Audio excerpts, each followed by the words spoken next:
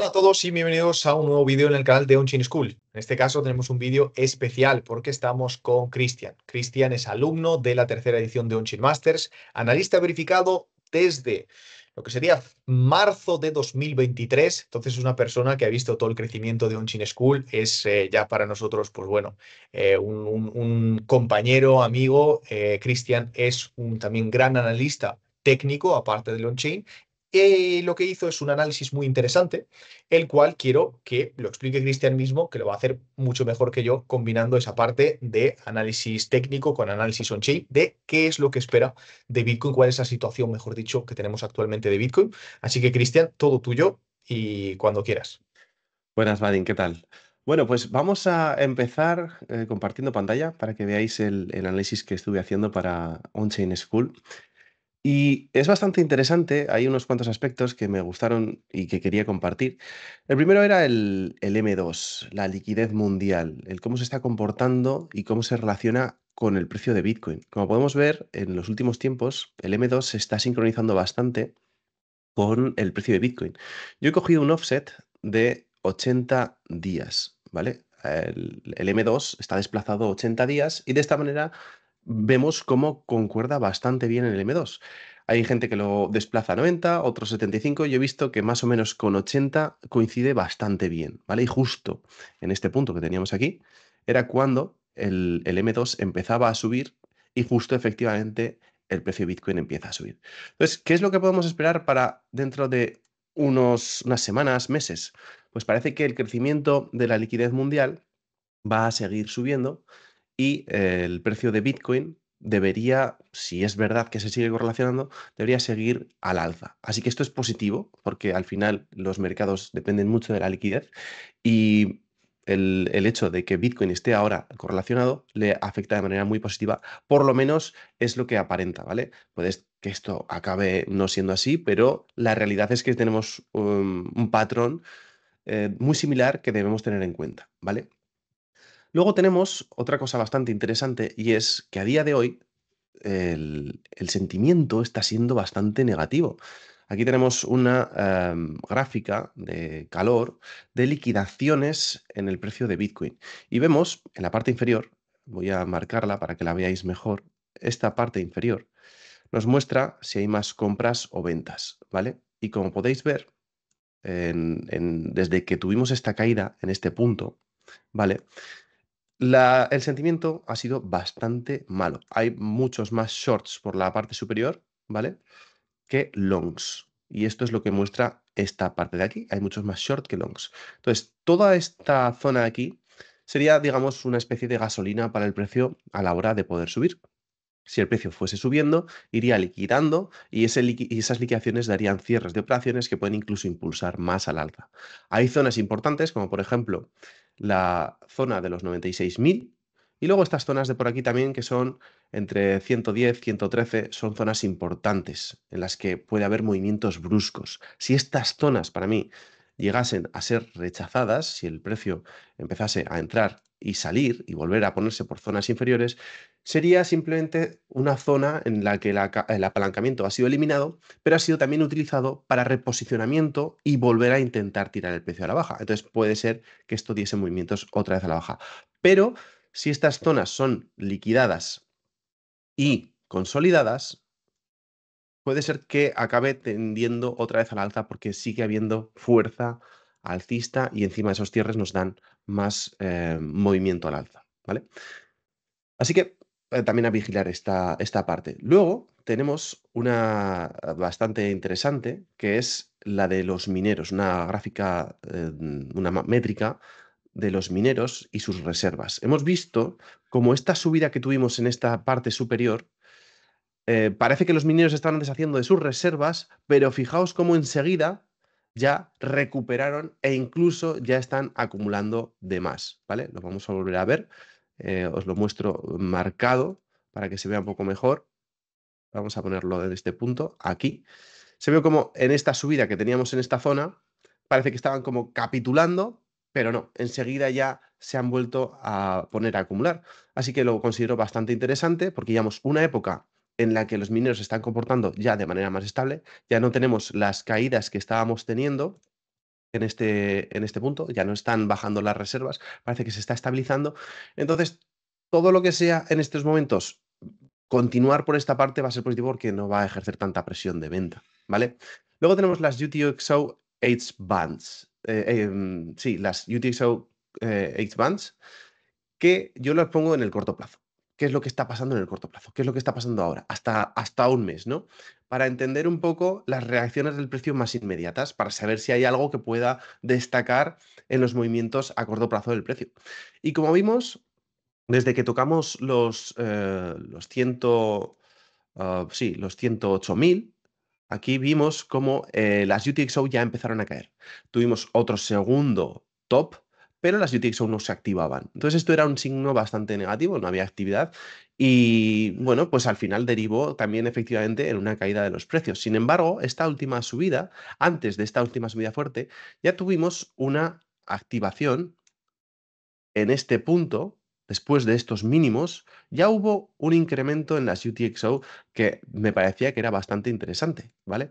Ya teníamos, voy a borrar todo esto, ya teníamos este pequeño incremento en las UTXO en una zona que ya habíamos estado anteriormente, así que era algo positivo. Y efectivamente luego tuvimos una buena subida y una continuación de las UTXO que parece que se está animando poco a poco. Es algo tímido, y es algo que no es determinante, pero considero que es un aspecto positivo que se tiene que dar para que el precio pueda continuar, ¿vale? Luego también tenemos el conteo total de UTXO, que, bueno, también veníamos de forma constante cayendo y ahora en este punto parece que también se está animando un poco. Este todavía está todavía más tímido y tenemos que tener en cuenta que hay que tomarlo con bastante cautela, pero sí que es verdad que todo lo que sea reacciones positivas en momentos clave como el que estamos viviendo, que ha sido una subida bastante interesante, lo podemos tomar como algo positivo, ¿vale? Mm. Hay un aspecto no A- tan... Sí, dígame. Aquí en este punto, perdón, Cristian, justo del tema de UTXO, porque es una información que no se había publicado, he estado analizando en profundidad los datos de UTXO. ¿Sabes cuál es el tema? Toda esta caída de UTXO que hemos tenido, Ujú. fíjate, hemos tenido desde los 188 millones de UTXO, hemos caído a los 170 y pico millones. Esta es la mayor destrucción de UTXO de toda la historia de Bitcoin. Es una Cuidado, pasada. esto no se ha visto nunca. Entonces ese dato es muy importante. Vale, jolín. No sabía que era la mayor destrucción de Sí. UTXO, porque, qué pasada. Pues sí, por eso mismo tenemos que tener claro que esta subida todavía no es tan relevante, que simplemente es positiva, porque efectivamente estamos viendo que hay reacciones positivas, pero hay que tomarlo con mucha cautela.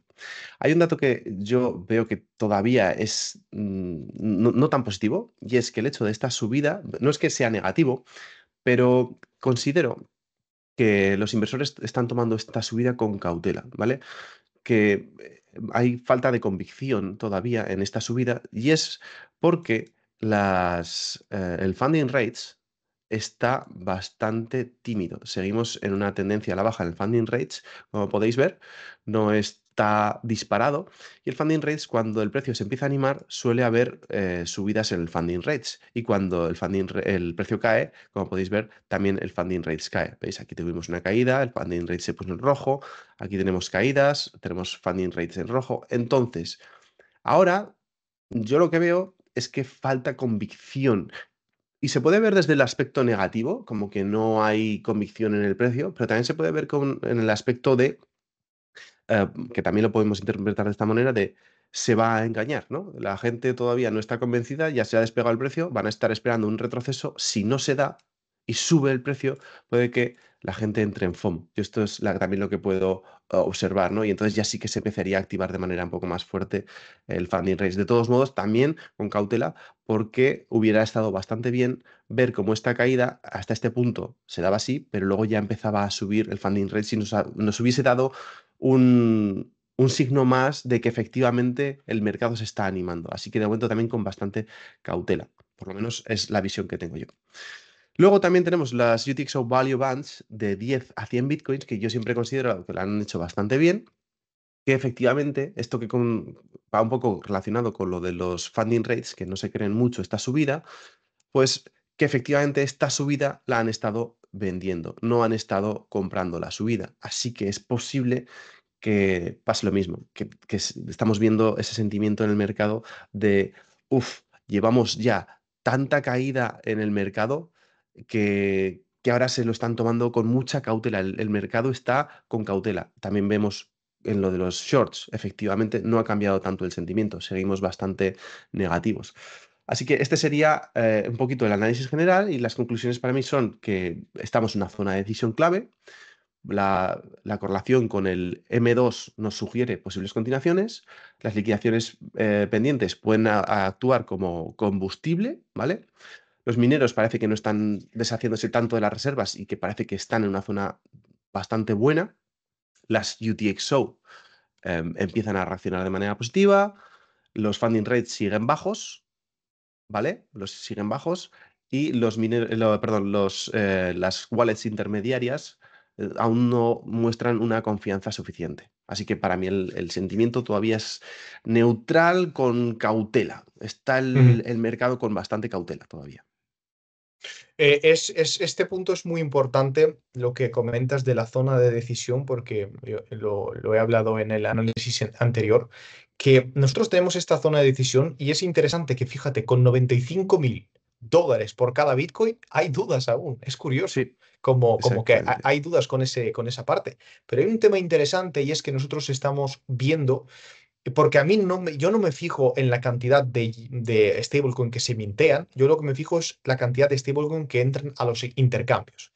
Y Ujú. llevamos con una dinámica que no la había visto desde que estamos por los 60.000 de entrada de muchísimos stablecoins hacia los exchanges. Entonces, es muy probable que esa zona, debido a la indecisión, yo creo que la van a tirar para arriba, la van a reventar para arriba con derivados para que todo el mundo que tenía ganas pero no tenía convicción entre en FOMO máximo porque va a pasar de 95 a estar en 99-100.